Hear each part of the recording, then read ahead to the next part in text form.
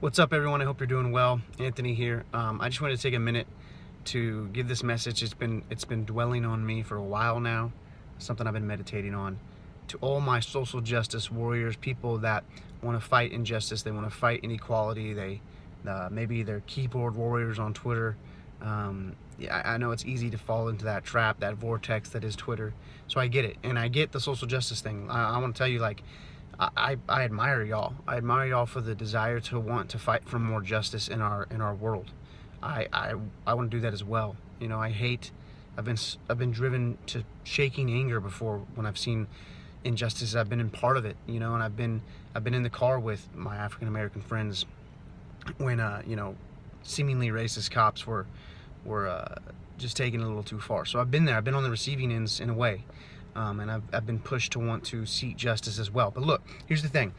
I think there's a huge misconception with justice, especially with my generation, a little bit of the generation above me, and especially the generation below. I see that as I teach and I coach.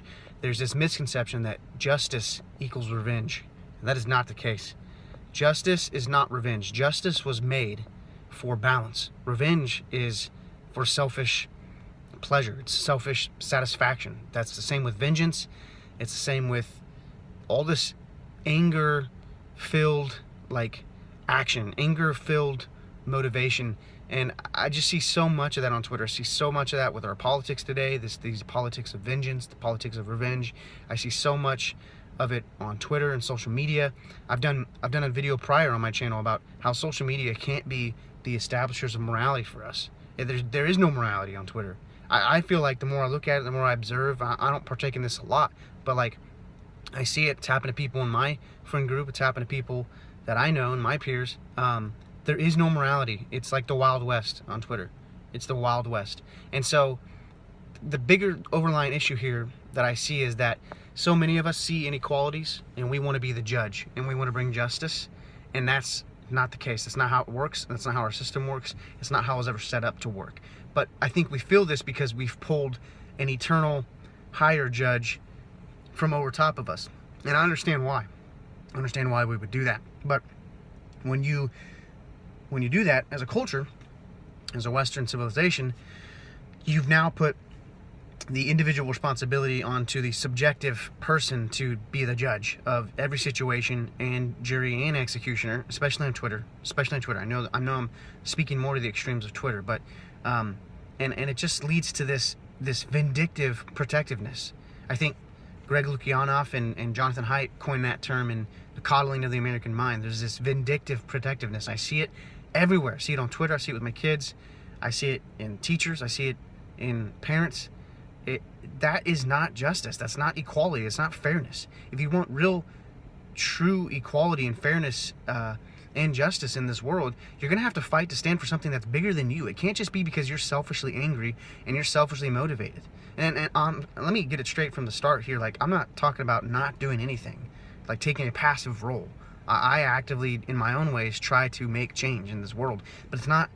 It's in ways that are bigger than me and usually more anonymous and more so than just me behind a tweet ripping someone's ass or I don't know. There's just so much. There's so many bad examples. I try to ignore them, and that's why I can't think of any right now because it's just so.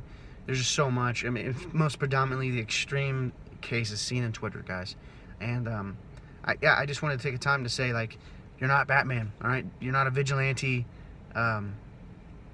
justice giver. You're not vigilantes only fight for themselves, you know. And Batman, the thing with Batman, though, and I'm bringing this up because in Batman Begins, it's most prevalently seen, at the very beginning, y'all are all Bruce Wayne, is what I really want to say, young Bruce Wayne, before he goes off and gets trained, because I don't know if you remember the scene, he gets slapped by Rachel, his girl, because he shows her the gun, and he said, I was going to kill the guy, I was going to get revenge on the guy that killed my parents. And he's been, brooding over it for years. He's in college at this point, and he's just so angry, and he wants revenge, and she slaps him. She says, revenge isn't justice. That's not justice.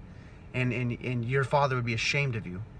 And then he goes off to train and everything, and he becomes he creates the whole Batman thing because it's a symbol. It's something it's bigger than him. And yes, he sees corruptness. I know a lot of you are probably fueled because you have this conception of how corrupt our government is, how corrupt our leaders are, how corrupt our politics is. But take it from Batman. He sees all of that, and he still tries to stand for something bigger than himself. He's not angry. He's not resentful. He's not vindictive. He's not vengeful, right? He still has a higher moral code. He doesn't kill. He doesn't try to destroy. It's not the Wild West for him. So, yes, I know there's corruptness. All right, I'm a huge conspiracy guy. I love it. I don't even want to. Some of the things I believe in, I don't think they're conspiracies. They're truth. But I don't sit around angry because of that corruptness and trying to take vengeance on every little misdeed or preconceived misdeed that I see acted out. Okay. I don't even know if what I'm saying makes sense, guys. I had to try to articulate it. Let me know, and I will see you soon.